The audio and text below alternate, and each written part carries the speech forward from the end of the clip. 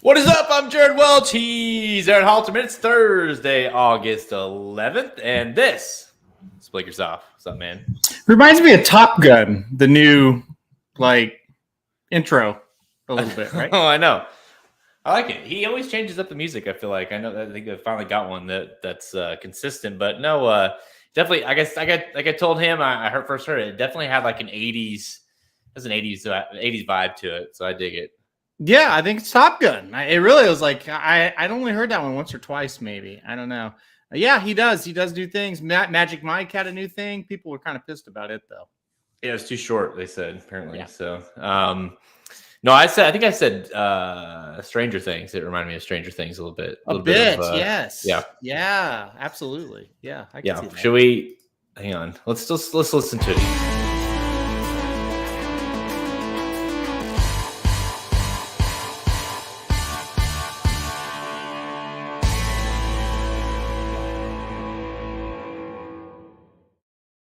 Yeah. The beginning is for sure. It's 80s all the way. It definitely, like Top Gun and Stranger Things had a baby, and now we're on Racing Dudes. So, anyways, you are in a different location at the same location. We had to delay the beginning of this a little bit with some internet tech difficulties. What's new on your end? So, but you're here. So, how's New York treating you? It's been good. It's been good. I went to Fenway Park last night, and that was awesome. First time ever there, and it was really, it lived up to the billing. It was awesome. While I was gone, the internet was upgraded. It is great. But come to find out, I'm upstairs. The modem is downstairs, and they don't really have like a router that can reach very far. So had to move downstairs last minute. But I am here and it's working, so we'll take it as a win. So step one, we've got the modem internet fixed. Step two, router. At this point, you're just like, we're leaving soon, so we'll just go deal with it. Yeah, I'm the only one that goes upstairs, so it'll probably be fine for them. He did a little bit of oh no, you guys might get more of me on the show. We'll see. I don't know. This is might have to go to Starbucks. No? Okay. Anyways, if he freezes, I'll just pick things up and this is, Lakers off. Well, I don't know, Jason. It might be. I think Starbucks might be better at this point because. Can everybody see me? I think I'm back. Yeah, you're good. You're good. Oh, good. You might cut out occasionally. So, before we get it, we had a lot of turf racing that's going to happen this weekend with, of course, the Arlington races at Churchill Downs. And it's an awesome turf course they've got going on there. And, of course, the Fourstardave, the mega 5-horse field in the Fourstardave. We'll talk about some of those races. But you were at the track last weekend for the Whitney. We had an unbelievable day. We cashed in. You cashed in. We all cashed in. A lot of people cashed in on that early pick 5 on Whitney Day. It was huge for over 10K would include the pick 4. So massive day, but you were there for the Whitney, of course, as well. Life is good. How good is he? Oh, I think he's as good as we've seen in the last few years. I don't think there's any doubt. We talked about how good Nick's Go was last year, and we know that this horse is better than him. He dusted him in the Pegasus. Thought he was awesome in the race. He took it to him early like we thought he would, and turned for home. They started to get to him a little bit, and they just shook the reins, gave him a couple whips, and he was gone again. So I thought he was awesome. I know a lot of people don't think that. Listen, the track was pretty weird after that rain. You look at the other races, the speed did not really hold up all that well. And this is a horse that it was very hot and humid, and he had the excuses that you would like to have for a horse to lose, yet he won a grade 1 at Saratoga, and he did it pretty easily. So I don't know why people are upset with him. I'm certainly not. I thought he was awesome, and I thought it was just a fantastic performance by him. Yeah, we were doing me and Magic were on the live stream, and of course I was kind of running social as well, and it was just like immediately everyone just felt like they hated that, if they were against them, it was oh, he won, but I don't know, like going longer, he's a total play against. I don't like him. We saw the same thing, honestly, with Golden Pal the day before. Same thing where he won. I cannot wait to play against that horse next time out. And it's like, I feel the same way about both horses. Like, they both ran huge races. And even though it was maybe not what you were envisioning, I don't know if they thought Life is Good would win by 20 or something. He needed to win by 20. And Golden Pal, I don't know if they thought that he had to go gate to wire in order to look good. I don't know, but it just seems like people are ready to play against both of these horses next out. Certainly Life is Good when we get to the Classic. Does seem that way, doesn't it? And, I definitely think if a horse like Flight Line shows up, runs well Pacific Classic, you're like, yeah, I'm ready to play him to beat Life is Good, sure. But the rest of them, no, not at this point. I would play Life is Good over them. It's just that simple to me. People are like, he can't get the distance. Well, he galloped out okay, right? Like, he was like 6 lengths ahead of everybody else. And usually people are like, look at the gallop out. It was unbelievable. Well, everybody was like, no, he's terrible. Listen, people, I don't know what people want from horses, right? Like Golden Pal goes, you mentioned him. He goes to Saratoga for whatever, like the most bizarre, if that was true, that was planned to take him off, the most bizarre strategy maybe in the history of the game to take away the best breaking and fastest turf horse we've seen in the last few years. He did. He had to pass horses. He ran 100 buyer. He won a graded stakes race at Saratoga. I went away going, well, that was pretty good considering I thought he was going to finish like 5th when he wasn't on the lead. And then this Life is Good, like just easily wins a race where everybody thought Olympiad was pretty good. And everybody thought Hot Rod Charlie could press him, which was just a laughable thought just because of what we've seen from Hot Rod Charlie and all this and that. And then I got back to the hotel. I was like, yeah, he ran great. And get on Twitter. It's like, God, every horse sucks and every track sucks and every bet sucks. So you know what I did, Jared? I got off Twitter and I really haven't been back on it because it's awful. Congratulations. You must feel amazing. Because yeah, I mean, it really is awful. There's some great people on Twitter, but man, it's just like, I guess they want them to run backwards in the stretch and still win. Like that might impress some people. I don't know. Well, it's funny because if it's like they're the same people that if it's a small field, and they win by 10, well, he didn't beat anything. Yeah. And it's like you never can get, he's asleep. He's back. Okay. It's like you're sleeping for a second on me, which sometimes might happen when I'm talking. But no, I do think Life is Good.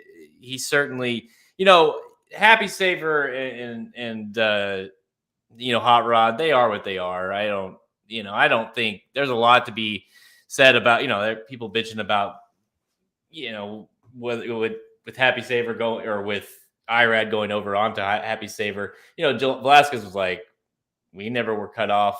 It never stopped at my momentum. Like I couldn't object because there was nothing to object. I think it looked worse than it did. But to my point is, when you look at the two horses that Life is Good, well, let's say 3. Jackie got the best of them, but that was obviously going a distance that we're not talking about today. But you look at the really good horses that he's faced. Knicks Go, he just dusts. And then Olympiad, he goes into this race saying, okay, Olympiad's the horse that can do it. And he not only did he beat both of them, but he just discouraged both of them mightily. That took them completely out of their elements. I mean, Olympiad just said, fuck this. I am not, I can't chase him. I can't get close. And he quit. I mean, he just plain and simple quit where, and then Happy Saver and Hot Rod do what they do, where they just kind of grind home. And that's kind of how they run. But when you talk about that matchup, when the big horse Olympiad, who he had to face, it was never even close. I mean, he tried to make it close. And then on that backstretch, Life is Good just kind of separated like he can and does. And he just ran away from him. It was not close at all. Yeah, I think what Life is Good and what Knicks Go could do as well was speed that pace up, but still able to finish, right? So a lot of times when a horse, it goes fast early, well, they're going to come back to you. That these horses, like Life is Good and Knicks Go and the elite ones, they don't. So all of a sudden you're running faster than ever to try to keep up with them. Then you move into them and try to make that closing kick, or even not even a closing kick, just you're a couple of links back and you want to get even with them or something like that going into that turn. And you don't have as much energy because you've been running faster, and then they're not stopping. And then I think what happened with Olympiad, he made the move and it's like, I can't get to him. And so he just kind of threw in the towel a little bit, Yeah. And I think that's why you kind of saw a horse like Happy Saver get second, because he kind of just does the same thing, whether Life is Good's out there, whether Flatline's out there, whether whoever's out there, take him back, make a run. Hey, if they all kind of, not all, but if most of them kind of stop, I'll beat them. But if any of them stop, I'm going right by him because I'm just making that same run every time. Hot Rod Charlie, I think, again, it's like they need to make up their mind with him. Either send him and get him out there or take him from off the pace. But this in-between stuff, it's not going to work for him. If you remember, like his races where he's looked the best, they've been aggressive, right? And it's like, yeah, Life is Good's in the race, but you know what? Like in the Belmont, you set a pretty fast pace and kept going, right? Try it. Unless you just like getting thirds and seconds, right? I don't know. Maybe that's the case. I know. I keep thinking that we're going to see that again, and it never happens. They have no interest in getting him right to the lead. And let's be honest, like you said, because that day in the Belmont, you thought, well, he's going to quit. He's got to quit, and he didn't. And I don't know that he's going to that's going to factor in. Like I think he would still probably get second or third if he went to the lead and it just got past whatever. Like he's that kind of horse. He's gutty. But he doesn't factor in. He doesn't threaten when he runs this style. He feels a little bit like he doesn't really like to pass horses. I know he's passed a few, but it seems to me that he's not real interested in doing that. Yeah, he's a problem because if there's a fight, he's grindy. He's got heart. He's grindy, but if there's a fight, he's not super interested in getting his nose ahead. If he's ahead of you, he'll do it. But if he's behind you and it's getting close, he doesn't really want to go through. I don't think anybody on the stream right now thinks that like Happy Saver has more talent than Hot Rod Charlie. I don't know. Maybe there are a few, and if that's your opinion, it's fine. That's really not mine. I think Hot Rod Charlie is more talented than Happy Saver. But when you get in a situation like that, I was not surprised that he did not go by Happy Saver, even though it really looked like he should have and could have, right? So, listen, I thought it was a fascinating race there for second, watching two horses. You kind of know what they're going to do every time. Just kind of do that, and you just kind of chuckle. And it's like somehow Happy Saver again gets second in a race where it's like he really isn't the second best horse. Yeah, and you're right, Jason. The track already is a tiring track. It's been a tiring track this meet. And then it was in that weird. I hate when it's like that. I mentioned it on the live stream. I hate when you have that rain in the middle of a card and it's not fast anymore and it's not sealed it's just like in that middle ground that you don't know really what.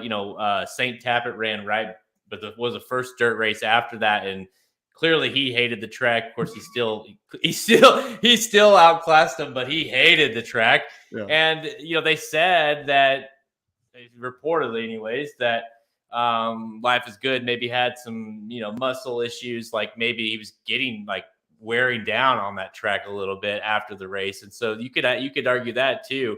Don't think the track did anyone any favors. Let's put it that way. It didn't feel like it at all. Then you had the test that was a very odd race won by a horse that was, yeah, that horse was havable, but it was, you have to say it was an odd winner, and the way they all came together, and you can talk about that all you want till you blew in the face, but it was an odd race. So the three races right after were odd. And it's like when that rain comes, especially the eighth race for St. Tappet, there's just not a lot you could do with the track. Like, they're going to get out there and some are going to love it and some are going to hate it.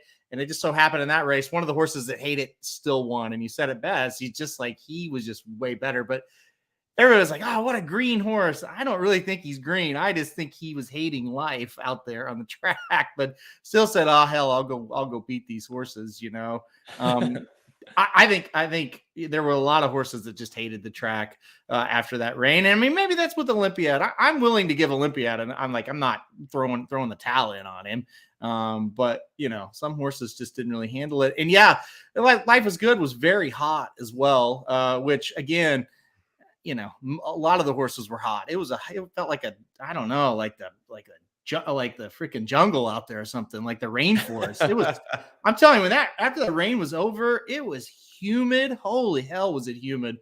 And, he walked by and he was sweating a little bit, not like just on the neck, not in areas of concern. So again, overall, he ran a 107 buyer. He ran like a huge ass time for him. He won a grade 1 Whitney by like 2 lengths. So I can't just sit here and go, well, I hate him after that, Yeah, it was like a 136 or something time form. Is the high time form of August, at least this year at Saratoga. So I think that's the highest time form other than Flightline. I think he got like 137 or 8 or something for the Met Mile, but they're up there in the high 130s. If you don't really know time form, or you're not familiar with it, anytime you get into the 130s, that is elite status. And yeah, that's both these horses. Listen, and again, I don't want to sit here and say that I think Life is Good will beat Flightline.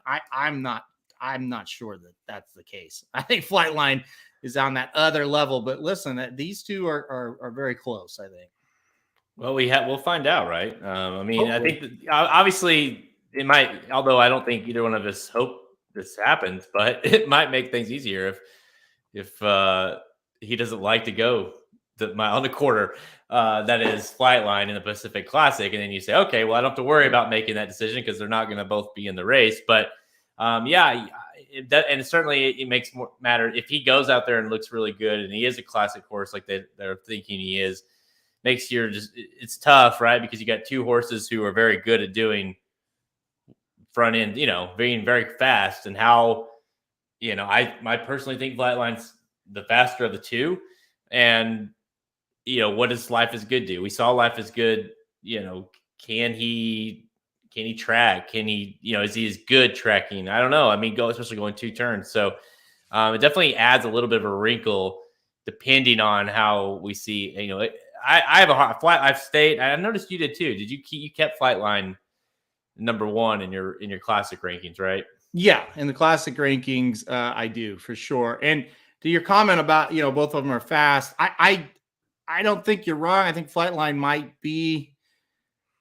No, I'm going to disagree. I think Life is Good is the faster horse early. I really do. But the big key to what I'm saying is I don't think Flightline has any interest on rating off the pace. So, we saw Flightline sit, right? Where Life is Good, we've never really seen him sit. He just breaks and goes, and that's it. And it's like, come get me. And if you can't, it's going to get embarrassing for you if you don't finish with anything, because I'm gone.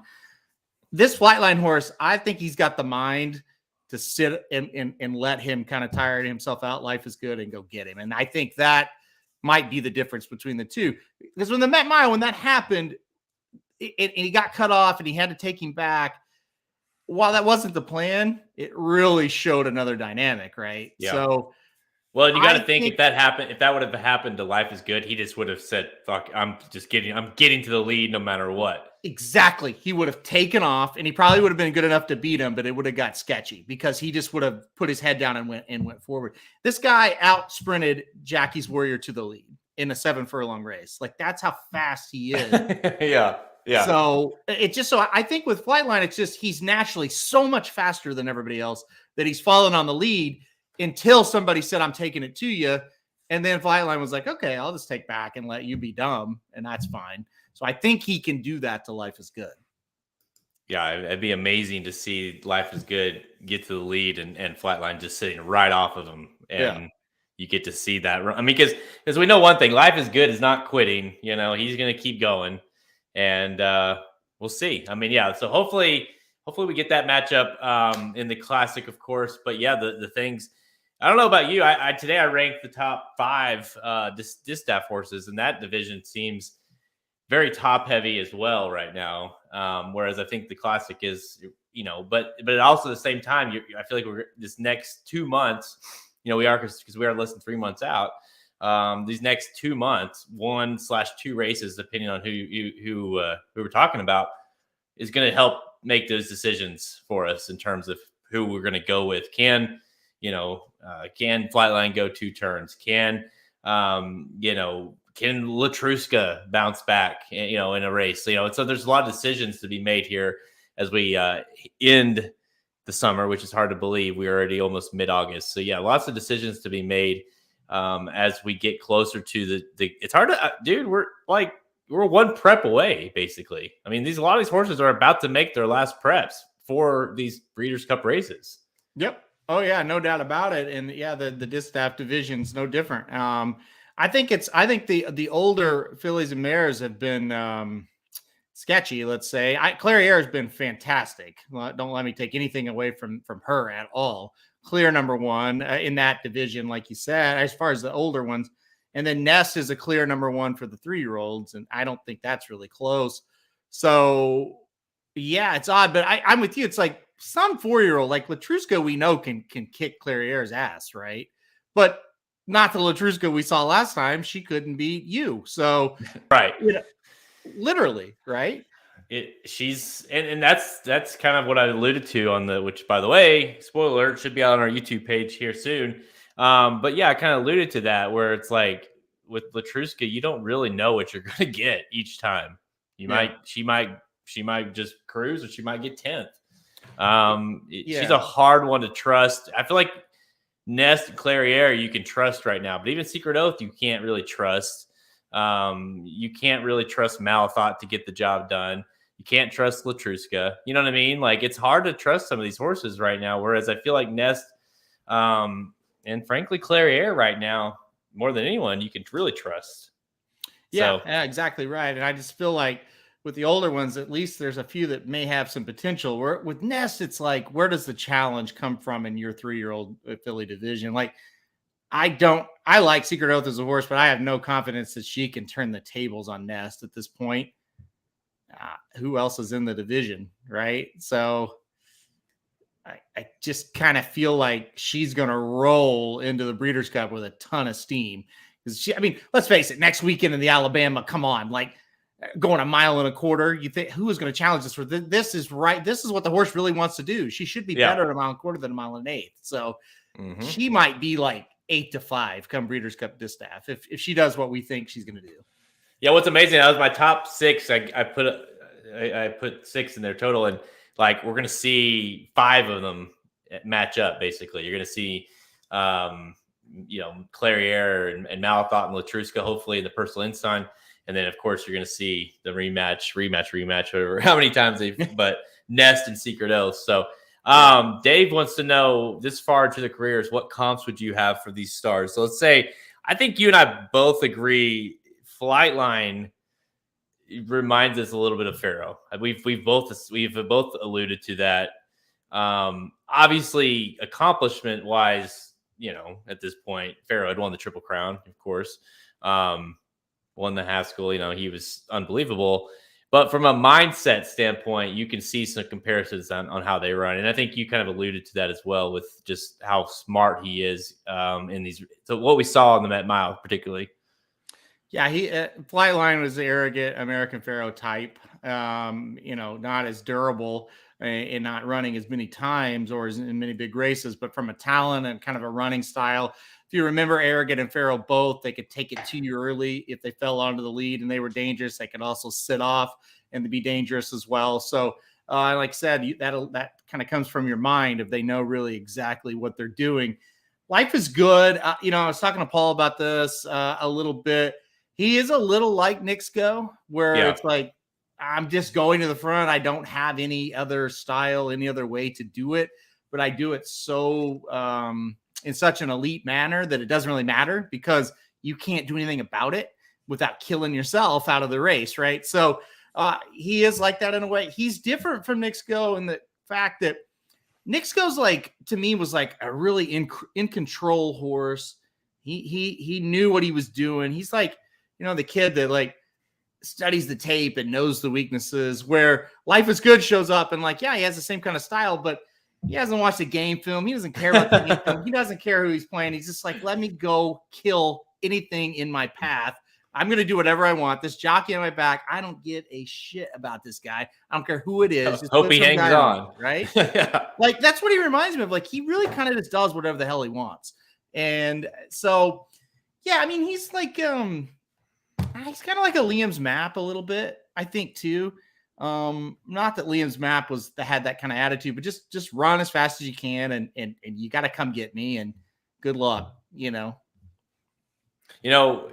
I talk about Liam's Map. I don't know if you saw this, but Pletcher still talks about, he brought up Liam's Map losing the Whitney, how that has haunted him. Literally, how much he still talks about it, and so that he alluded to it because the Life is Good one, but it's like that was just one of the most brutal losses. I remember watching that race very, very, like, where we were at, what we were doing, watching it, could not believe he lost. It's crazy because we were watching the race, like you said, at Jethro's in Iowa with Kelby. And, of course, he had some interest because Miss Macy Sue was the dam of Liam's Map and a horse that his dad trained, and the best horse his dad's ever trained, other than maybe the one that's up here now, Ain't Life Grand, who was a Not This Time, who was out of Miss Macy Sue. So you see that, had the line there and how important that horse is. And Liam's Map was one of her first, and it was just gut-wrenching. If you remember, I know you do, but people listening, if you remember, if you go back and watch that Whitney where Liam's Map lost to Honor Code, Mike Smith never really asked him to run and down the stretch, and got caught. And I keep thinking, God, if you just would have had one whip, maybe that would have made a nose difference, right? So yeah, that's funny that he mentioned it, because I think about that every Whitney. I think about that. Dude, it was so brutal. Because like you said, I mean, you knew this. Like, he just was standing up. Mike was on the horse, and you just knew that you were going to win this, and you kept waiting. Like, what are you doing? What are you doing? It's one of the 5. I'd say I'd put it like one of the top 3 like worst beats that I remember, that are actually kind of big races. You had bad beats every week, right? But like, this was like, I can't believe that horse just lost, right? And we were so high on the horse too. That makes it worse. Yeah, it is what it is. There we go. Yeah. Gotta have to relive it. Thanks, Jared. Appreciate that. You're welcome. You're welcome. I mean, we might as well, right? We're talking about it. How much it hurt. Might as well talk about it. Well, let's look. He was 5-1. And I know. They're stupid. And you can just see him. I mean, he's just cruising. Like, they're going fast, but he's just cruising. Yeah, and so there you go. Think of Life is Good when you're watching Liam's Map. That's kind of why I said it. He just gets out in front. He gets into that cruising speed. He's a lot like Nick's Go-To. He looked a lot like Nick's Go-To, like coloring wise. And yeah, look at this. Like, he's going to dust Moreno here, and it's like, oh my God, this is a monster. This is a monster we thought, and he was. But and you remember, he didn't come into this race. He hadn't run a stakes race at all yet. He was very untested. That was why he's 5-1. And look at him right here. You're thinking, this race is. Look, I mean, it's just it's way over. Yeah, he's doing everything a speed horse should do. He's opening up. I mean, it just looks amazing. You see Honor Code out here in the middle with the white blaze on the far outside.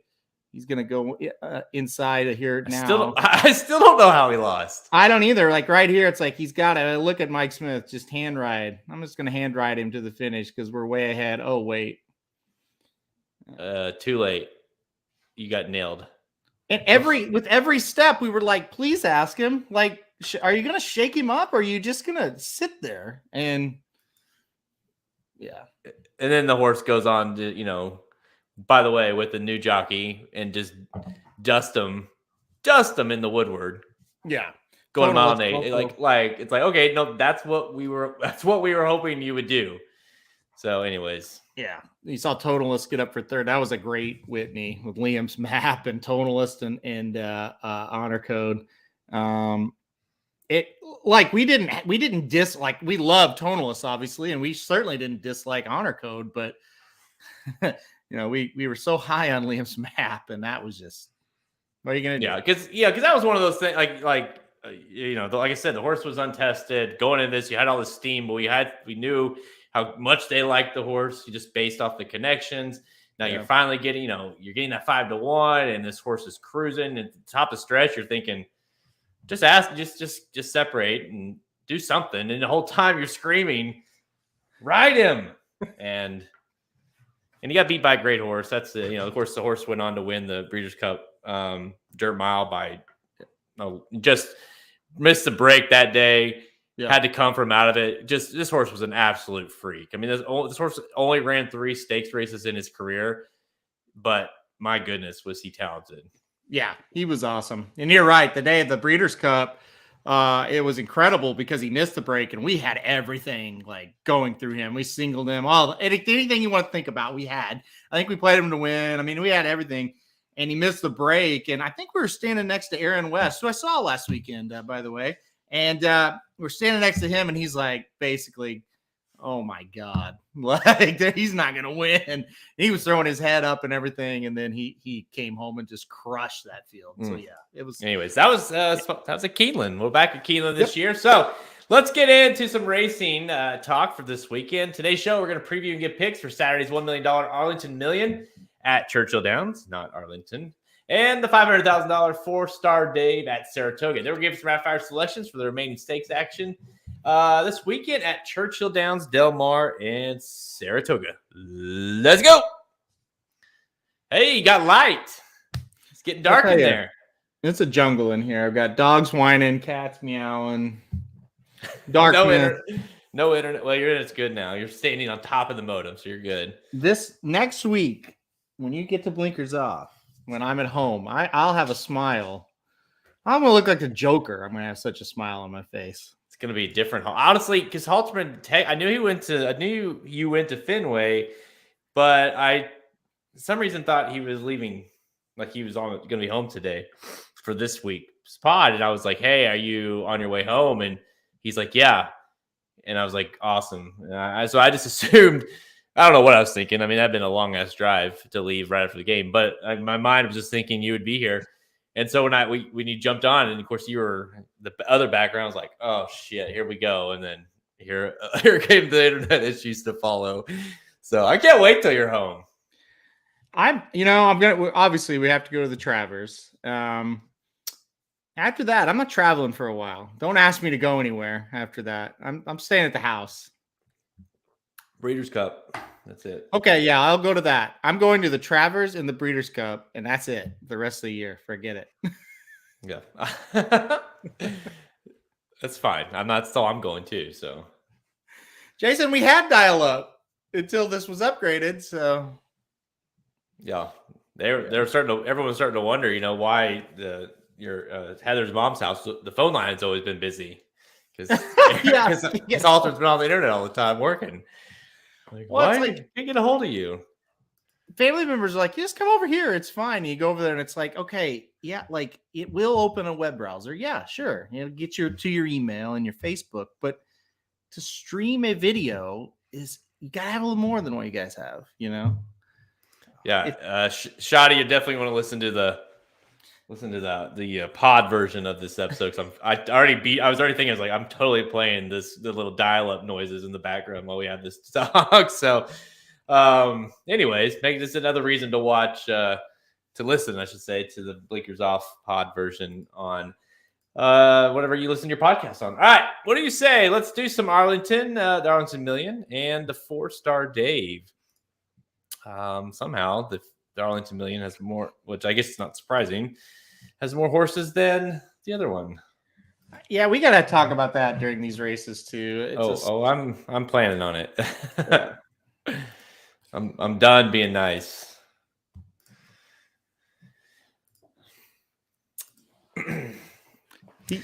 Well, I'll save it for when we talk about it. All right. Let's go to Churchill Downs on Saturday. This is going to feel weird to say. Let's go to Churchill Downs on Saturday for the Arlington Million. There you go. I I almost said let's go to Arlington for that. No, let's go to Churchill. Race 11 Saturday, the Arlington Million Stakes, grade $1 million for 3-year-olds and up, going 1 1/8 miles on the turf. Field of 9 lines up for this one.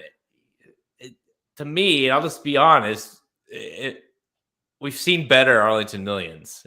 Smooth Like Straight is your 5-2 morning line favorite. And no offense to Smooth Like Straight, I think he's a good horse, but when he's the 5-2 favorite for the grade $1 million Arlington Million, that doesn't scream really good Arlington Million running. Yeah, this is bad. Listen, I hate this. I'm just gonna say it. I hate this day.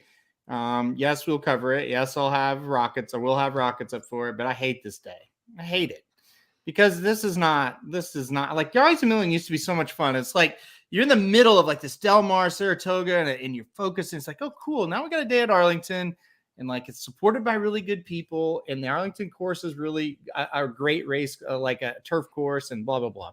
Now we're at Churchill. We haven't ran a race over this trash ass fucking turf course in months because horses were breaking down on it during the meet. We've seen horses come out of Churchill when they were running on this trash ass surface, and it's like they have no idea what the form is coming out of it. Like horses are running better coming out, they're worse. Who knows?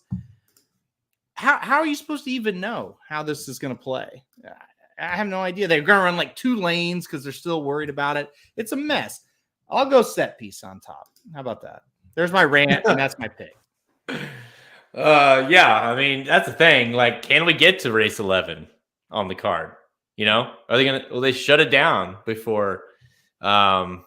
It's just like they have 2 races on the turf that day, and they're both these fucking races. Arlington, the most beautiful turf course. And anyways, I actually went with set piece here as well. I don't know. Like the Forbidden Apple, the trip was atrocious that day. I don't think he was going to win. City Man kind of pulled away but he was right there with the rest of them, right behind City Man, and he never even ran until like the last last couple hundred yards that he finally got going, and because he was behind horses. But back, before that, this horse loves Churchill Downs, 4 wins and 5 starts here. But the dinner party the 2 back, I should say, was really good that day. Anytime this horse has gone mile 16th, mile and eighth. Mile and eighth is maybe we only ran one time going mile and eighth, but the mile 16th distance seems to be the longer a little bit. This horse has ran well, so he hasn't had the opportunities going longer. But I think the fact that he loves the Churchill, what we know of the Churchill Downs track, and the fact that when he has gone a little bit longer, the mile 16th, he's been very good. So the other part to this is, who else would you like? I think you've got plenty of pace in the race to help set things up for set piece. Yeah, that's the other thing. It's hard to take Smooth Like Straight as a favorite at Churchill Downs when he hasn't won in, God, however many starts, right? So many. And, Santin is a horse that I thought about because he did win over this surface. I put him in second, but at the end of the day, I think set piece is a little bit better of a horse. I'm totally with you. Forbidden Apple, that was kind of a mess for a lot of horses. There was a lot of horses that didn't get great trips in that spot. And if you remember, that was a hell of a race. I mean, a toughie for opening weekend there at Saratoga. And I don't really hold that one against him. Set piece does have wins over this course when it was a normal course. I don't know what that's going to mean for Saturday, but yeah, I think it does come down between the 1 and the 6 as far as who to play on top. And I hope Smooth Like Straight wins because I do really have a soft spot for this horse, but he's just tough to pick as a favorite until you see him win again. Yeah, let's talk about him real quick because he is a very likable horse, and obviously, I think when you look at this field, it does make sense. I didn't mean to he shouldn't be the favorite. It's just 5-2 favorite, like you expect. You'd expect to have a Chad Brown star in here or something where the horse is 9-5. But yeah, I mean, he has won at Churchill Downs. He has won at this distance, 4 starts at this distance, 1 win, 2 seconds and a third. So he always runs well at this distance. And, past that, I mean, the horse has had what? 1, 2, 3, 4, 5, 6, 7, 8 straight triple-digit buyers. Smooth like straight. I mean, he's as consistent as they come. Whether it be right on the lead or whether it be right off the lead, he's a player. If you're set piece, if you're Santine or whatever, you're going to have to probably get by Smooth like straight to win this thing. And the horses he lost to would probably win this race, right? The ones that he's lost to here coming into this. That's just it. Like, he went up against Mo Forza when that horse was just like unbeatable, Then Miller got off the juice for a while and Mo Forza sucked, but all of a sudden he was in the Breeders' Cup and he had to take on Space Blues and he got second to Space Blues. And Space Blues would be like 1-9 in this race. So, but again, when he gets second so many times, and then last time out was the problem. He didn't run very well in a race he should have won, right?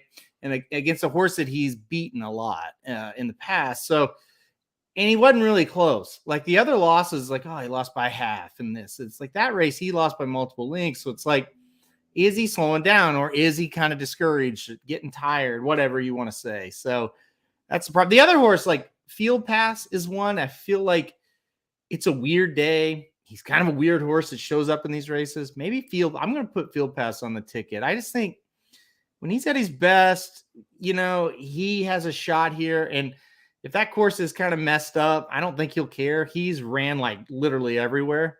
So I put Field Pass in there as a long shot as well. Yeah. I mean, he looked pretty good, I thought, last time out at Lone Star. And you Smooth like straight, man. Like you kind of forget that he's been in some battles, Yep. like he was that, the Colonel Liam domestic spending dead heat. He was right there too. That was the other one, he was right behind them. So he just barely got edged, but he got third by a neck to that. Like you mentioned Mo Forza and Space Blues. Well, before that, even United, just barely beat him. Like he faces the best of the, that's why he is, that's why he's a 5-2 favorite. So it makes sense. I'm just going to try to beat him. So, yep. I don't know. Is there anything you do? Usually the Arlington Million is a race that is a very, it's a pretty solid indicator of what's to come. It's on the Breeders' Cup when you're in, but it is the top older turf horses in America. Is there anything in like this year? Just doesn't seem like you can get too excited about either any of them moving out of the race, like when it comes to the Breeders' Cup, or is there someone that's that you think could? It feels like almost like the United Nations type at Monmouth, right? Where it's like, yeah, it's a pretty good field. There's some decent horses, big competitive race. I don't want them when they're going elsewhere, right? Unless they're at a place similar to Monmouth. Like you don't want them at the top level. So that's what it feels like to me. No, I don't think there's just not a real great horse in this race. And I guess like that shows you too, like just I guess Chad Brown just doesn't have any, because this is like his race. He's had Beach Patrol, Robert Bruce, Bricks and Mortar last year. Domestic spending was in it. Somehow he lost to 2 Emmys, but you know what I mean? Like he sends all his stars, or is it a matter of, hey, I'm not touching that turf track with my great horses? Like I'm not doing that. I think you just hit the nail on the head. I think that's exactly what it is. And why would you? Would you? No, I wouldn't walk on it. I wouldn't walk on it myself. I'd twisted ankle. No, I wouldn't let my cat play on it. She can handle it, I think. Wouldn't let the dog though. She's getting older. Yeah, exactly. She'd break down on that track. Anyways, you and I are both on set piece. We'll come back to this amazing turf course here in a little bit for the Beverly D earlier on the card. Sorry, I have to. We have to. But let's say we go to Saratoga. Their turf course is okay, right? I would very much enjoy going to Saratoga. Yeah. Let's go to Saratoga. Yeah. Make these lights brighter. There we go. Yeah, you're looking rough over there. It's bad. Yeah. Kind of look like I kind of keep thinking you get closer and closer because you're trying to see like the Blair Witch Project over there, like yeah.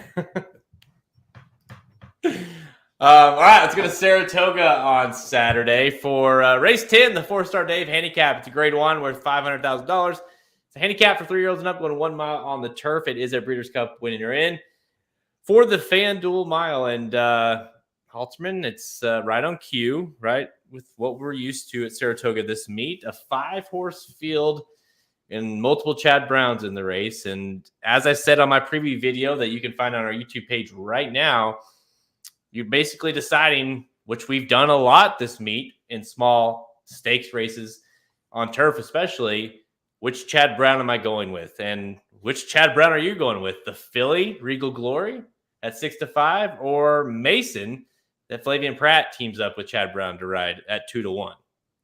Yeah, I think you're right. I think it's one of those two. I think the Get Smoking horse might get out in front, but I mean, we've seen that before, and I think he'll get caught. I explain something to me before I make my pick, if you could, Jared. Why does a race like the Forbidden Apple, which is the prep for this one, get 12 horses for for a purse like I don't know what it is. It's at least a third of the size. I think it's a fourth of the size. And then this one gets 5 for being a grade 1. I just don't get it. Like I can't figure it out. I don't know. And at first, my first thought was like, well, okay, you got the Arlington Million on the same day, but no, like it's a mile race. It's not the same horses. They're not aiming for the, so I understand. I can at least start to understand the Whitney conversation. Yeah, no one wants to face Life is Good and Olympiad, and you know what I mean? Like you can understand smaller fields, but in these turf races, and I mean, no offense, like I think Real Glory is really good, and I think Mason is a little bit below her, but I mean, you can run third at worst in a $500,000 grade 1 at Saratoga. Like, is there just not horses to? It's getting ridiculous. I don't know. It's just every stakes, and we'll talk about the Saratoga Special here on Rapid Fire in a little bit. It's another, and it's not on the turf. It's another really small field. Like they just can't get. The other races are fine. Yeah, it's like stakes races aren't. It's ridiculous, embarrassing. Anything you want to say, right? And at least like with the Whitney, like you said, you had a monster in there or two. Olympiad before that, before the race was everybody's kind of darling. But you also, it's like, okay, they ran the Alidar, which was the weaker race, and it had like 6 or 7 too. So at least it's consistent. This is like you get 12 of them or a full field. I don't remember. There were 12 or 13, the Forbidden Apple, and it's like, all right, well, the Fourstardave will have at least 8 or 9, and you're going to get 3 or 4 out of this. Here we are. I just don't get it. And it's just like, why wouldn't you want to run? And think about the test last week, right? It drew a short field, but it's like sometimes these horses don't show up, and then it's wide open, and you've got a great shot, and you can win with Chi-Town Lady. It's 17-1, right? So I just don't get it. But to this race, I have a hard time going against Regal Glory. I think Regal Glory is the real freaking deal.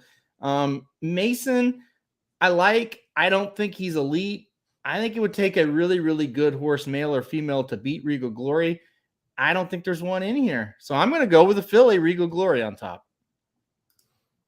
All right. We'll see if we can go 2 for 2. That's who I picked. I'm with you. I think we've both cashed on Mason several times, but it's just like he hasn't faced anything really. And I definitely don't think he might be elite. I guess we don't. We'll find out. But he's certainly not faced a horse like Regal Glory.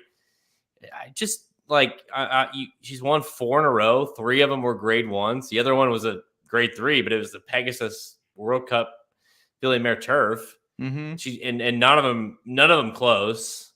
She just cruises. In the just a game, she cruises by Walkinock and Italian, who both came back to win stakes races. In Italian won the grade 1 Diana next time out, and she's just running on a different level than these horses, and that's why he put her in here. And I just until proven otherwise, especially going in a mile. I don't know how, she's won 7 times at going a mile and 12 stars. She's 3 for 3 at Saratoga. I haven't seen her this year at Saratoga, but she likes Saratoga. So she's gonna be awful tough to beat. And frankly, I think this is, like I say, this is a win you're in for the dirt mile or the turf mile. Like, she's a legit contender for that race. I think so too.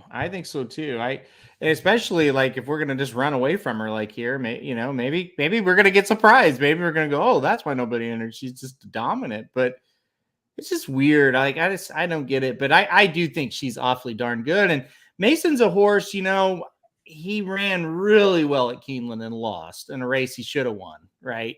That was just a kind of a fluke loss, but even though he's won, he's looked good. He's faced really weak fields, and he hasn't been overly impressive, especially last time out. So, I just think Regal Glory is going to be tough here. I almost think Casa Creed might be the upsetter of the bunch, but I think Regal Glory is better. Yeah, Casa Creed is very interesting in here. I agree. I've only seen this horse once since Maidan, and looked really good. And this horse likes Saratoga and likes this distance. I am just might burn me a little bit, but I kind of am taking a little bit of a stand against the 4 Mason. I just don't think he's 2-1 good enough. You know what I mean? And so I'm going to try to get him beat here, especially like underneath. Like, I like playing like a Regal Glory. I kind of like the 5 to like set the pace and hold on for second, get passed by Regal Glory and hold on for second. So you get that cold exacta, something like that. So, or you could play a Casa Creed over Regal Glory, like get a little bit creative, because if you can I'm going to try to get Mason out of it is what my point is there. Yeah. I don't think it's a bad idea. I don't think it's a bad idea at all. You got to get one of them out. We talk about this all the time. You want to cash a 3-1 exacta there. That's what you want. You don't want to play a 3-4, so right. Cash a 3-1, that'd be great.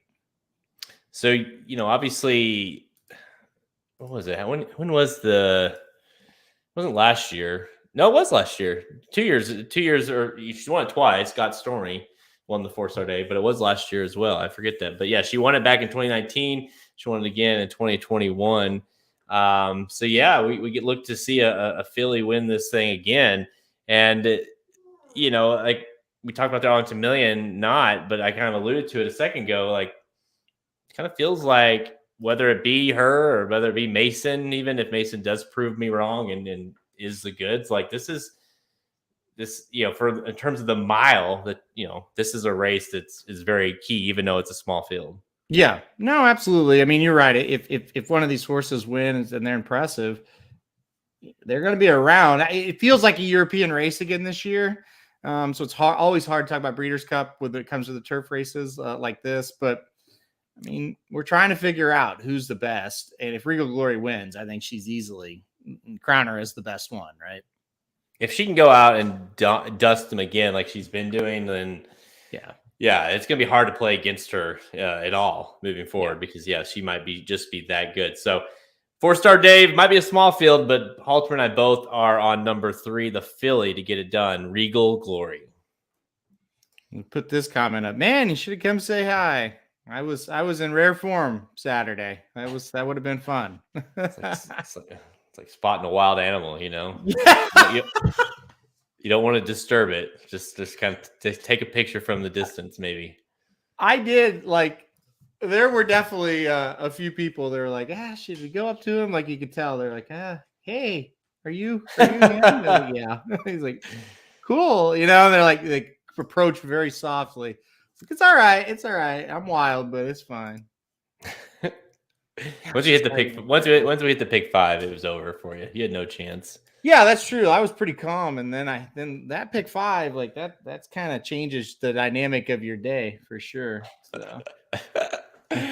Oh shit. I would have loved to have seen that picture, by the way. Although I do know what he's like, so I still would have liked to have seen it. I can tell. I text Right, I was talking to Magic that day, and I was like, "Yeah, I've seen this Halterman. We hit something big. It's downhill from here."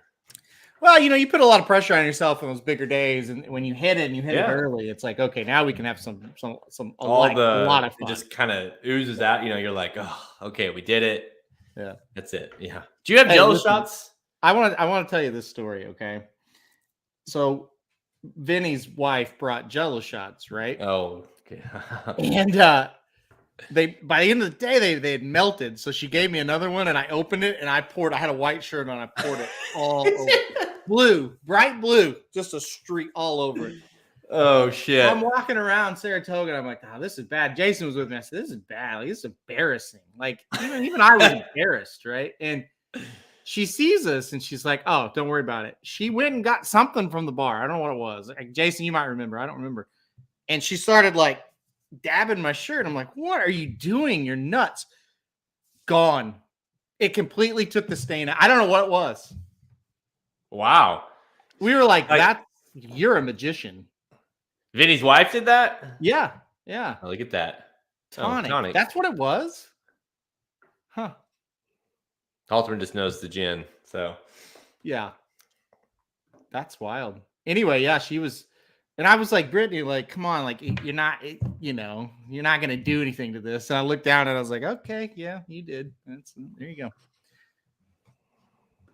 Don't ever doubt a woman.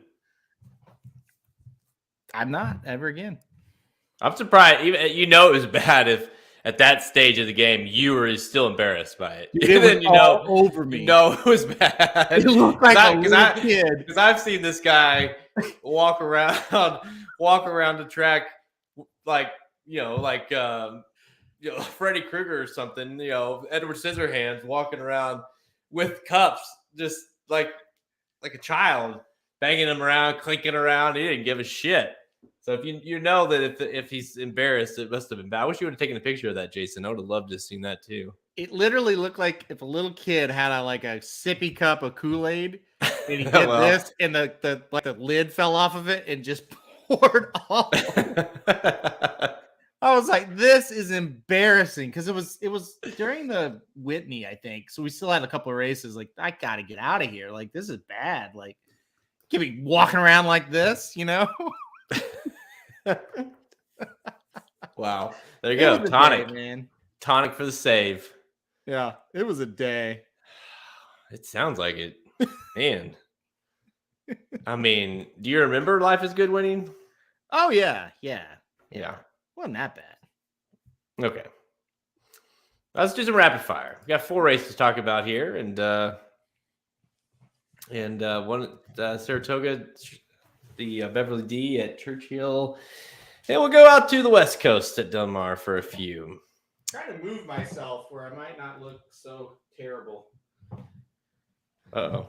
That's better. You get the nice little sunset behind you. Yeah, that's a little better. It's beautiful. Beautiful. Okay. Fix your mic, though. Oh, I'm way away from it.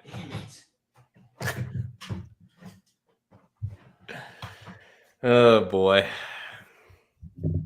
There we go. All right.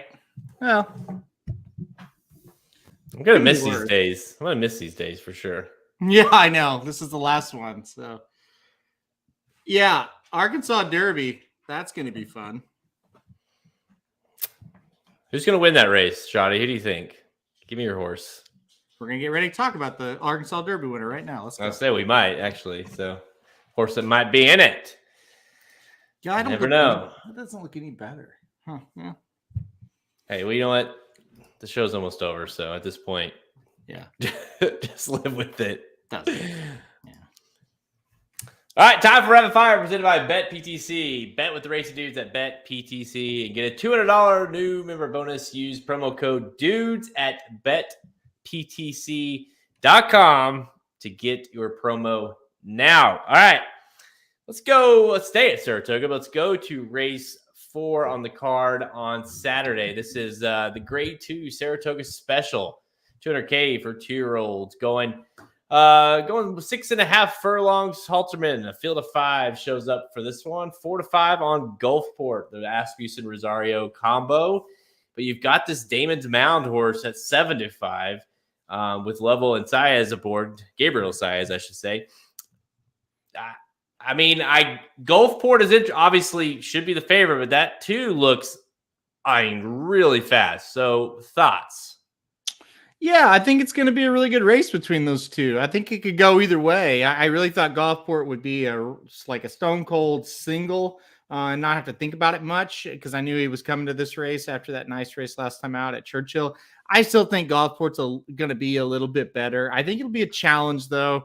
End of the day, haven't analyzed the other races around it, so not sure what I'll do as far as singling or doing whatever. But I do have to put Gulfport on top. I was just way too impressed. I did watch Damon's Mound's debut at Churchill. It was really, really good, and no disrespect to him whatsoever. But I'll stick with Asmussen and Rosario with Gulfport here. Yeah, I kind of feel like you're gonna see the two. I don't know. The two missed the break on debut, so we'll see. But obviously, the horse wants to go to the lead. So if the two just goes, you could see Rosario just kind of sitting right off of them. But it'd be interesting. Yeah, I mean, these are 2-year-olds, of course, and going longer than they have in the past. And so, yeah, I mean, we're inching our way closer to these 2-year-olds getting to become 3-year-olds, and these could become serious players in the especially a horse like, I mean, no offense to Damon's Mound, but like a horse like Gulfport, it's an Asmussen, it's an Uncle Mo, a high purchase price. The connections are all there. Like he's the kind of horse that you could see come, like Epicenter or something. He's the horse that you could see come January 1st being, on the top of the radar in terms of Derby horses. So obviously a lot to happen between now and then, but do you view him as being that kind of horse possibly? Maybe, right? This is kind of the one where it's like, okay, we'll see, right? Yeah, he feels a lot like Gunite, and it's just like, okay, now can he go win those races or at least win he's not, I guess, probably not gonna be the hopeful, but can he come win the, a race like here, the Saratoga Special and move on from there? But it's hard to say until they get up here, right? This is kind of where it's like, okay, yeah, that horse is really good. That Churchill early form, it's like, yeah, okay. Like we're seeing the numbers and we can see that this horse is fast and you can watch and say, wow, he's looks really talented, but it's also very early. Now we're starting to get more and more of kind of the most talented ones starting to square off. But, and then again, we have 5 in this race. So, it's like you pretty much just got to beat this 2 horse. I don't know. I really like Gulfport. Like I said, I was super impressed that day at Churchill, and so this is the next test, right? Yep, that's ultimately who I went with as well, number 4, just because, I think it's not like it doesn't happen, but when a horse wins by 7 on debut and it kind of has that hype, and then bounces back to win by 12.25 the next time out in a stakes race, like he's obviously very talented, and you sometimes could see like the horse do it, being really fast early, and then the second time out isn't quite as good or whatever, bounces a little bit. Not the case for this one. This horse, Gulfport, seems to be the goods. And I think even if the 2 wants to try to blaze, the 4 has that stakes experience to be able to kind of let that horse do what he wants and then, run late. So I like the 4 Gulfport as well. And I think he's an interesting horse for sure as we move forward, of course, wrapping up Saratoga and then going into the fall. And you never know. I mean, could be at the Breeders' Cup later in the year. All right, let's go to, where is it? The Beverly D. Let's go to Churchill Downs. Go back to Churchill Downs on Saturday for earlier on the card, race 5, the Beverly D. Grade 1, 500K. Fillies and Mares, 3-year-olds and up, going 1 1/8 miles on the turf. Halterman, give me that D. That was for you. A field of 5. What do you think of this D horse or this D race? Oh man, if there was a D horse, I certainly would pick that filly or mare. Kind of funny. It only got 5 was my first reaction. I was like, yeah, that's what you get. I went with Family Way. I didn't think enough of the O'Brien horse. I'm really like Regier for Chad. It's like, I don't know. Maybe she wakes up, but I'm not sure. But I went with the number 2 Family Way. this horse has ran extremely well against really good horses, almost, was right there with Bleecker Street. And that horse would be like 1-9, I feel like, in this field. So I think Family Way, it's her turn to win it. It seems like a competition drop to me. I don't think a whole lot of these horses. I really thought Rougier would kind of step up last time and rebound, and she was almost worse, honestly. And I don't know. Maybe she goes to Churchill and she likes that surface. I'm not sure, but I thought, hey, Family Way, she's very consistent, getting beat by really good horses. I think she kind of gets her day in the sun here. So number 2, Family Way for me. Yeah, I'm, even though it come back to burn us, or, I'm like with McCulloch, like I'm like Rougier even worse. Like I'm just done with her until proven otherwise. Because those last 2 races have just been awful. And I mean, like you say, you easily could, because she obviously has a ton of talent, and we've seen it on display, but hasn't seen it lately. So 4 races now, and we've gone 4 for 4 on the same pick. So I don't know. We're gonna ride or die this thing, I guess. Number 2, Family Way. And you kind of hit it on the head a little bit with the competition. You look at Bleecker Street, that race. I mean, Family Way looked like she was home in that last one, and just Bleecker Street just ran huge. And I honestly think the one before that was even more impressive. Yeah. Warlike Goddess. Yeah, that Warlike Goddess beat her. But this was a very interesting, family. Go back and watch the Bewitch. It's been a minute. It was in April. Go back and watch that race, because this is so interesting. Family Way and Gaffleon did everything they could to keep. And I remember that race. I think because we at that time, of course, we were betting. Warlike Goddess. You're like, get out. You can't get out, because he just did everything he could to keep Warlike Goddess inside. And she literally just battled. She's a beast of a horse, battled her way through, went through, and then Family Way came and tried to get her again. It was a very gutty effort, I thought. And then bounces back, of course, and almost wins that New York. I mean, unless Rougier just runs like huge, like the race that we thought she was. I think Family Way is going to be very tough. And then, did you have any thoughts on Lily Pond, the international horse for Aidan O'Brien? Yeah, Lily Pond I just didn't think enough of her to pick her on top. I don't know what she is really. She did win last time out. She'd been pretty disappointing, in my opinion, before that race. And so disappointing that she was 8-1 in that last race and won, right? So she could certainly come over here and win. I mean, this is obviously not a field that's going to scare you very much. So I do have some thoughts on her. I think I had her in second. There wasn't enough positive signs for me. And like I said, Family Way, really, really good. First race of the year, also off of a long layoff, got beat by Virginia Joy. And that's a pretty good horse. Ran pretty well up at Saratoga last week against Warlike Goddess. So. And Greg, you're right. I mean, we've been burned. If you bet Family Way, you've been burned by her twice. And she certainly has that, maybe on her, starting, if she manages to lose this one too and run like a good second, you're starting to wonder, can she win one of these races? Can she actually get it done? So we'll see. If you bet her to beat Warlike Goddess, that's kind of on you. If you're taking a shot against a short price, it's one of those, like, that's a brutal loss, but at the same time, it's like she just wasn't good enough, right? Okay, let me rephrase that. You're right, but that's not being burned. That's taking a shot against the favorite and your horse running well, but she's not as good as the favorite. That's how I look at it. I don't really look like that as, well, she burned me, right? Like, that's just, damn, like that horse was just too good. Yeah, but sometimes those are the worst beats when you try to beat a heavy favorite and she looks like a winner and she looks like she's going to win and just can't quite get. You're like, oh, you had it, but you just can't get it done. Those are brutal losses. But yeah, I mean, the other race though, with Bleecker Street, and then the one before Warlike Goddess, the form is certainly there. She is in great form. I'm with you. I just think I hope we get somewhere in the ballpark of where she was at on the morning line. Me too. The other race, Greg, you just saw the comment. Yeah, that one you could kind of feel like, she had a shot in that one. All right, let's go to Del Mar to wrap this up. We got two stakes races to talk about on the card. Let's go to race 6 to start things off. The Yellow Ribbon Handicap Grade 2 or 250K for fillies and mares, 3-year-olds and up, going 116 miles on the turf. Field of 7 lines up this one. You always count on Del Mar to give us some fields, right? They at least can get more than 5. Field of 7 in here, 6-5 on Going Global, your morning line favorite, deserving favorite at that. But why is it I can't quite get there to trust her to get it done? Are you?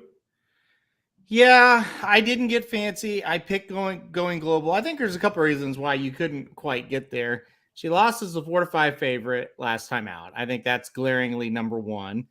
And number 2, it's Del Mar. And it just seems like, weird shit happens at Del Mar all the time. You just watch 4 or 5 races and you'll see some weird stuff, right? But why I ultimately picked her is she does do very well at Del Mar. She won 2 in a row last season at Del Mar, and she was second in the other one. Maybe just that race last time out was a little too long for Going Global. That's what I'm going to chalk that up to. I think getting back to a mile 16th, like I said, doing well at Del Mar.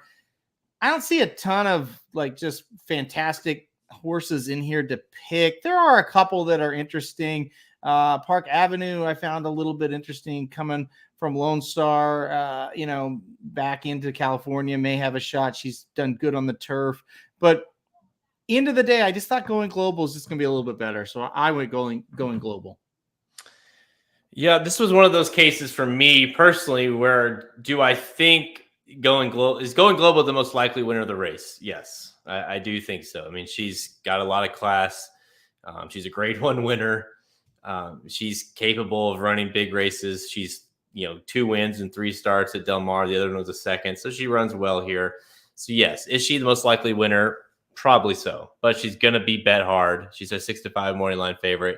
So I'm going to try to beat her. I'll use her and everything, of course, but I'm going to try to beat her on top with the 5 Park Avenue. You kind of alluded to her. Yep. I think she's interesting. Horse that's only ran on the turf twice, oddly enough, and won both of them and won them nicely too. I mean, she was, she won on the turf going a mile and 1/8, looked really good at Santa Anita, ran that race at Lone Star, like you talked about. That race was sneaky good in itself, beat a horse named Avenue de France who came back to win, won a stakes race, and, got headed that day, was in the lead, got headed, then she battled back. And granted, it's going to be tougher to win this thing here, but I just, I think that front end speed will make her very dangerous in this position, and they're going to have to try to kind of come get her. And, if Going Global just isn't quite good enough to come, to get there, I think the 5 has a chance to upset this thing on the front end, and she's got heart. I think she showed that last time out. So I'm on number 5, Park Avenue, in this one. We finally split, and you picked my second choice. So hey, Greg and I'll get it. There you go. Yeah, that's a good pick. I mean, I get it.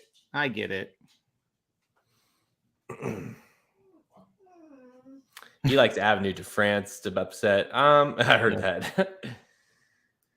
Yeah, that's the horse I've mentioned. Came back to win. If you like that horse, you gotta like Park Avenue, right? Right. Yeah. Greg. So, all right, let's go to gotta feed that dog. Yeah, she wants to walk, and it's like it's a jungle in here. All right, let's go to race 9.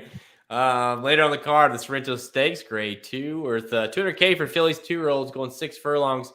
Field of 7 is going to be scratched down to a field of 6 there.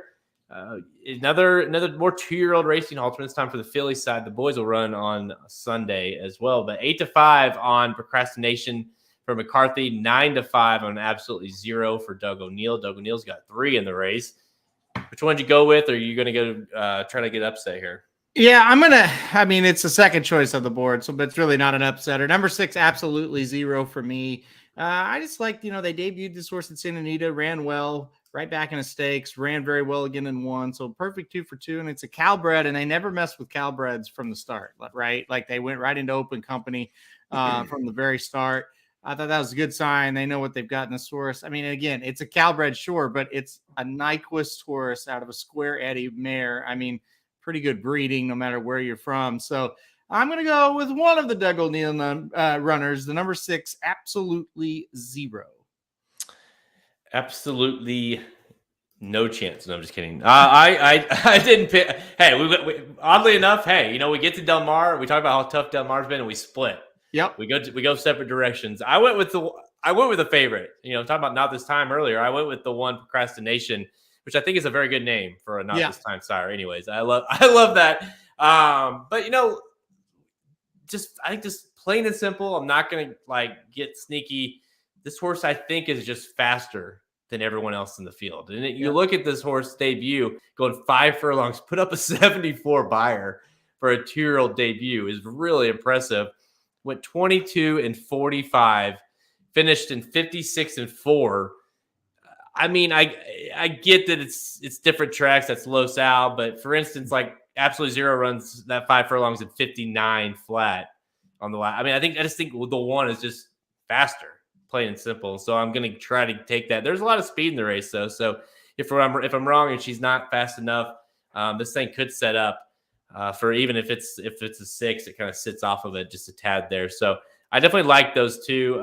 Greg likes St. Dahl. He like St. Dahl, the other Doug O'Neill. Yeah, I think so. I think that one makes a little bit of sense. The two I would like second of his two.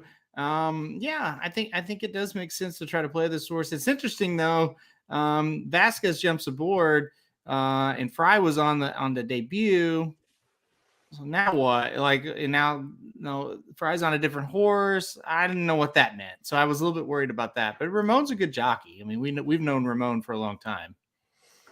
Oh yeah, for sure. Any thoughts on this group? Can these horses, be anything for the Phillies division moving forward? I'm not sure. I didn't particularly think anybody in here was just a world beater. Could prove us wrong. O'Neill's horses, sometimes they'll kind of go along there and it's like, yeah, they're okay. They're not bad. And then boom, they'll run a huge race. That could happen here. But going into it, I'm not over the moon excited about it. All right. I got the 1, Procrastination. Halterman's got the 6, Absolutely Zero.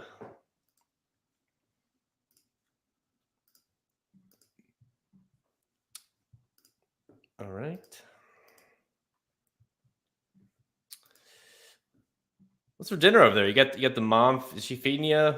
Had their mom feeding you guys over there well? Yeah, but they're gone. So it's just Heather and I tonight. So I don't know. You're gonna miss all the food you've been eating over there. Yeah, I know. Don't know what's gonna happen now. We'll see. Hit the treadmill when you get home, I guess, huh? Maybe. Nah. No. All right. Hey, Shotty, love the episode. Appreciate it. Make sure you guys hit like on this video if you're watching it. If you haven't subscribed already, what the hell are you doing? But subscribe if you like it. We appreciate that. And hit the notification bell. Yeah, do it. Do it. Or be cursed. Shotty's done it. I know Shotty has done it. Oh, did you know about Shotty's gifts? Did not. You're gonna have to give me a little more information. What's her gifts? I have a gift for you. It's from Shotty. Did she come over or something? Give it to you? No. What kind of gift you talking about here? I'm not sure I'm comfortable with this. I can't tell you. I want it to be a surprise. Okay. Is it as good as the gift I got from Ricky? It's way better. Shotty, I haven't seen him. I didn't give it. Come on. I'm in New York. Halterman's disappeared from the face of the earth basically for the last month. So yeah. I don't see the guy. Yeah. It's a good gift. It's a better gift than Ricky's. Yeah, for sure. I mean, I care more about that gift now than I do Ricky's. I never cared about Ricky's, to be fair. But I don't know where Ricky's is. I think I know. It doesn't surprise me. To be honest, I didn't expect to ever get it. We'll see. I know where Shotty's is. I actually packed Shotty's up, so I wouldn't forget it. Yes.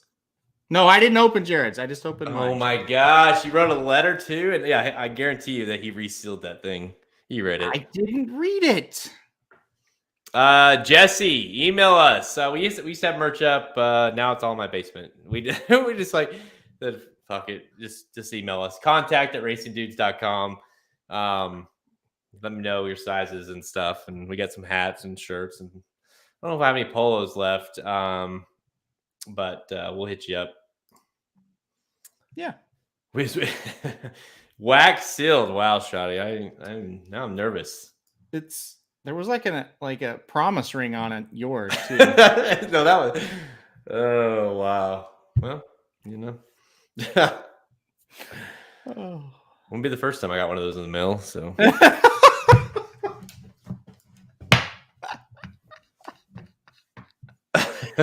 I know you're not lying. That's what's funny about it. Oh, if I had $1 for every time.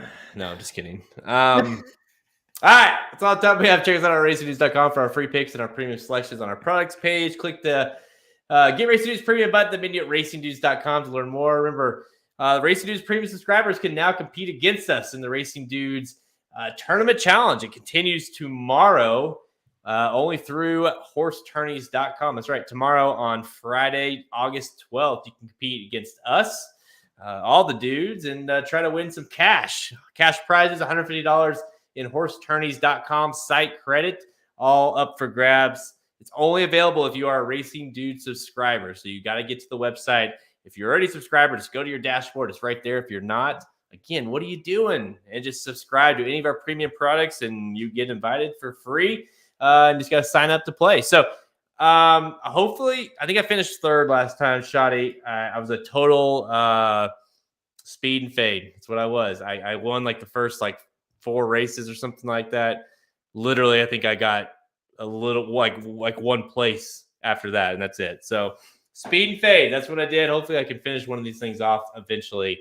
But it was fun. It was fun talking shit while I was ahead at the beginning. But all right, we're your destination site for all free horse racing picks to all the major horse racing tracks. We're on Twitter at racing_dudes, Instagram and Facebook. You can find all episodes of Blinkers Off by visiting the podcast page, Apple Podcasts, all the places you listen to your podcast. Remember, go check out the Magic Mike Show. They did the Saratoga Saturday late pick 5 preview. So if you want more information on that late pick 5 and how they're playing, including those stakes races, make sure you go check out the Magic Mike Show on all the same platforms. And another video we're doing now every morning, Wednesdays through Sundays, the Dudes Who Bet Daily, where we all get on there. We give our best bets of the day, the single best bets of the day. And we've been on fire as of late. We got some action going on tonight, some NFL games. What's the scores of those games?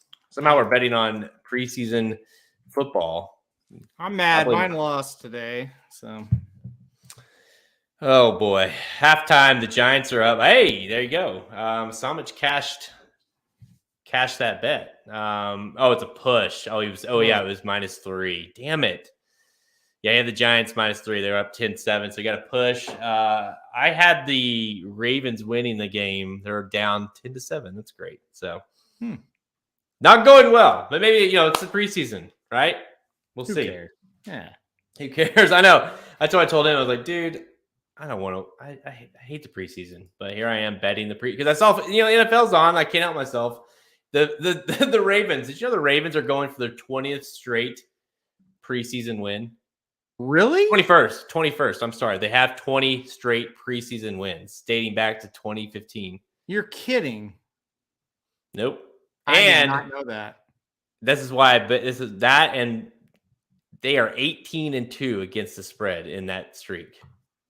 Good Lord. Pretty amazing. That's unbelievable.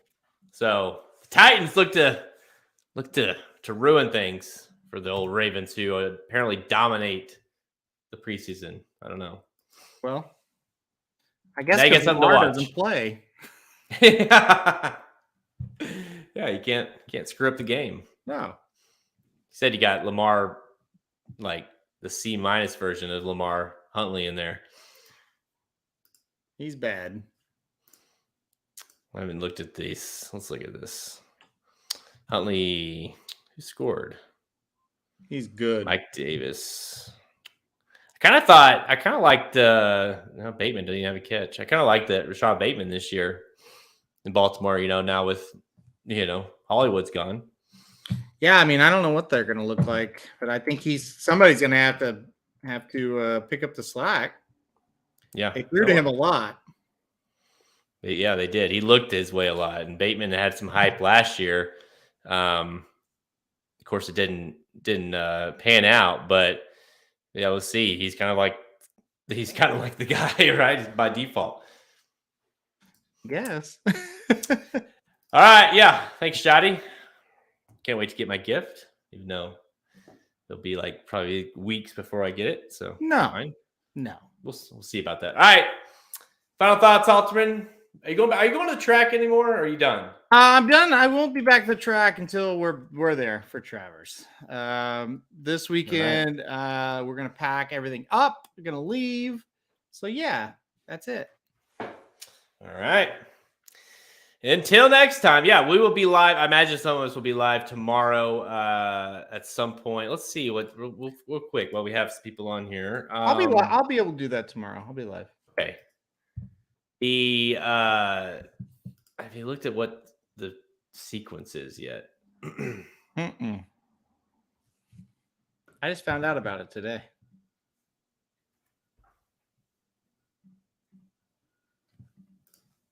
Well, here we go.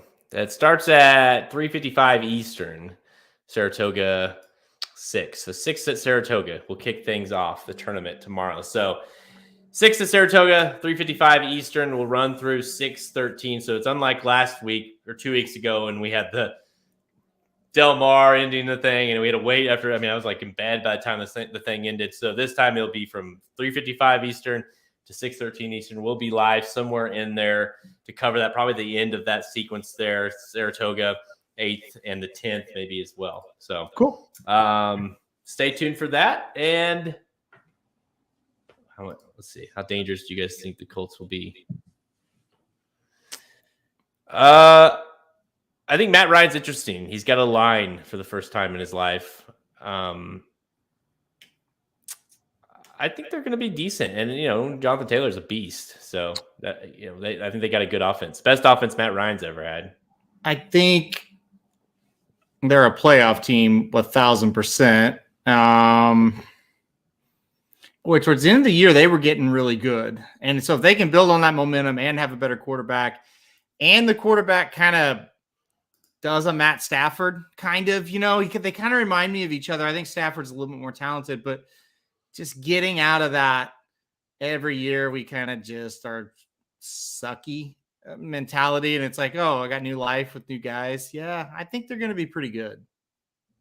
I think they get like 12 wins, right? 11, 12 wins. Yeah. I think Matt Ryan, I don't know that he's going to be, although he hasn't really necessarily been lately, and like, let's say fantasy, like he puts up some big numbers occasionally because he has to, right? Because they suck and they're just, he's tossing the ball 100 times in the game. He's going to finally get in a system that he shouldn't have to do that. It should, everything should go through Jonathan Taylor. It should be I think that's the perfect kind of system, if you want to call it a system, for Matt Ryan that we've seen in a long time. So he's interesting, I think, for sure. And I think that they will be a playoff team for sure. So. Yeah, I agree. All right. Until next time, we'll be on live tomorrow for the Dudes Who Bet Daily at 11 a.m. Central. So you want to know who we like for that day. Hopefully we get these. I've got the Ravens at -3 overall for the game. So we need to get this home.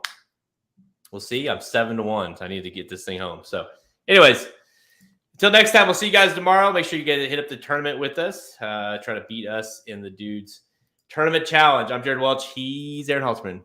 See you next time, guys.